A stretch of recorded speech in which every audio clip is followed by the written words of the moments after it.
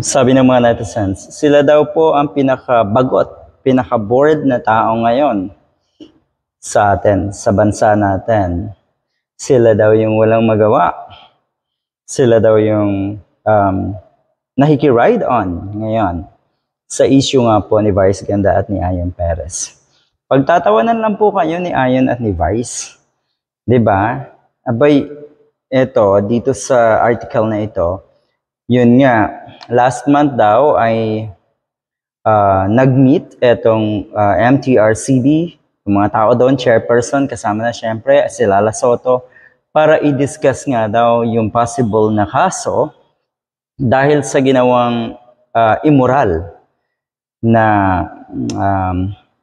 or sa programa ng It's Showtime na si Vice Ganda at si Ayon. Talaga lang.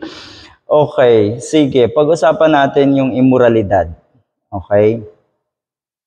Ay, etong mga to, sa tingin ko etong mga taong to, etong pinaka-board ngayon sa ating bansa, eto ay mga pulahan.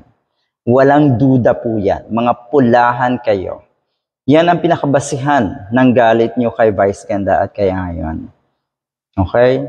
Mantakin nyo pati si Enrile, pati yung isa pa, si Panelo at Ayon, ay ang dami na rin pahayag tungkol kay Vice Ganda. Ang linis nyo na, napakalinis. Diba?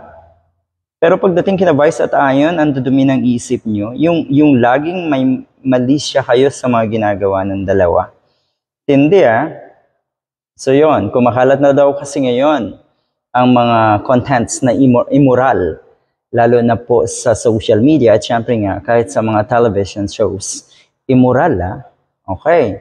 So yung pagpapakalat ng kasinungalingan nitong mga pulahan, panlalait, kung ano-ano pang kabulastugan na itong mga pulahan. Talaga lang, kalinisan yon ay mas madudumi pa po kayo sa mga tinitiran nyo, katulad ni Vice Ganda at ni Ayon, pati na rin siyempre, ang It's Showtime. Ang pinakapunot dulo po niyan ay yung inyong pagiging pulangaw at yung inyong pagiging diehard. Ilan dyan ay diehard sa tingin ko. At alam namin, na galit kayo sa ABS-CBN. Okay, eto yon. Sila daw ay grupo ng kapisanan ng social media broadcasters ng Pilipinas. At sila yung nag-file ng charges against It's Showtime host na si Ayon at si Vice sa Quezon City Prosecutor's Office. Pinamumunuan ng isang attorney, Mark Tolentino, who represented the group, said they would hold a press conference on September 13 to explain why they decided to file charges against Vice and Ayon. Okay. Actually, hindi niyo na kailangan mag-explain. Mas mapapahiya po kayo lalo. Ang lalakas ng loob, ang kakapal ng mukha, di ba? Alright. Akala niyo naman aatrasan kayo ng mga katulad ni Vice at ni Ayon? Abay, sa matagal na panahon na ako'y isang fan na itong dalawang ito, nakita natin yung tapang nila ni Vice at ni Ayon dahil alam naman nila na wala silang sinasagasaan, wala silang inaagrabyado at alam din nila na sila ay nasa panig ng katotohanan at laging tama.